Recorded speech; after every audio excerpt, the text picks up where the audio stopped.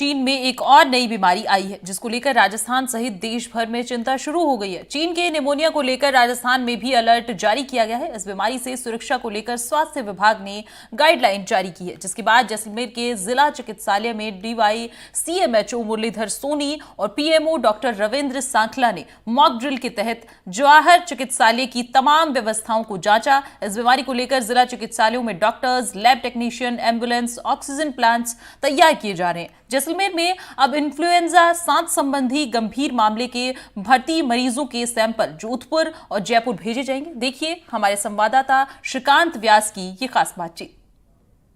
चीन में कोरोना के बाद अब एक और नए वायरस ने दस्तक दी है, जिसके चलते बच्चों में फेफड़ों में जलन और सांस की तकलीफ देखने को मिली है, जिसके बाद WHO को भी सूचित किया गया। साथ ही साथ जो भारत सरकार के जो चिकित्सा मंत्रालय है वहां पर भी इसको लेकर चर्चाएं हुई और फिर राज्यों को गाइडलाइन जारी की गई कि आप लोग सतर्क रहें, जिसके तहत आज प्रदेश भर में जो है वो मॉक ड्रिल्स किए जा रहे हैं और VC के तहत जो है उन्हें निर्देश भी दिए गए। आज हम सरहदी जिले जैसलमेर में हैं, जहां पर जिला अस्पताल में मॉक ड्रिल चल रही है। आप तस्वीरें देखिए किस तरह से जो है वो जो नोडल अधिकारी है, साथ ही साथ जो जिला अस्पताल के जो PMO है, उनके साथ अन्य जो कार्मिक है वो सब लगे हुए हैं और सारी तैयारियां जो है वो जांच रहे हैं, ताकि जो कोरोना में आने के बाद अचानक तकलीफें देखनी पड़ी थी उसको लेकर पहले से ही सतर्कता बरती जाए। इस वायरस को लेकर अभी तक कोई नया नाम सामने नहीं आया है। इसके क्या लक्षण है और क्या कुछ तैयारियां प्रशासन कर रहा है, हमारे साथ नोडल अधिकारी है, उनसे बातचीत करते हैं।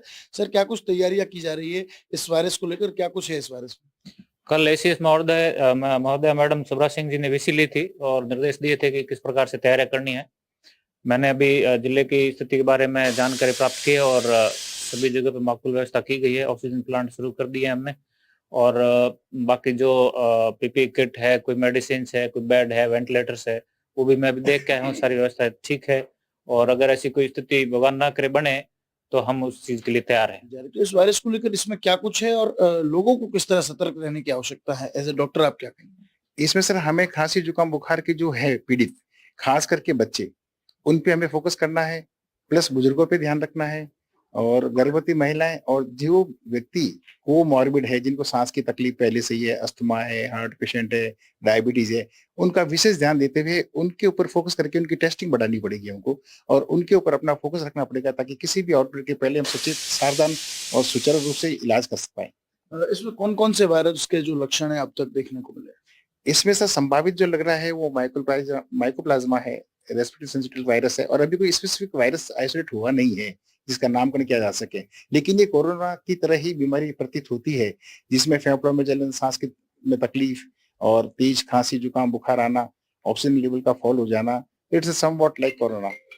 ये कहीं ना कहीं कोरोना की तरह प्रतीत होता है, जिसको लेकर डॉक्टर्स का भी कहना है कि अगर किसी भी प्रकार की खांसी, जुकाम, निमोनिया जैसे कुछ लक्षण दिखते हैं तो आप अपने डॉक्टर से परामर्श लें और इसको लेकर गंभीर रहें। खासकर ये बीमारी बच्चों में फैल रही है।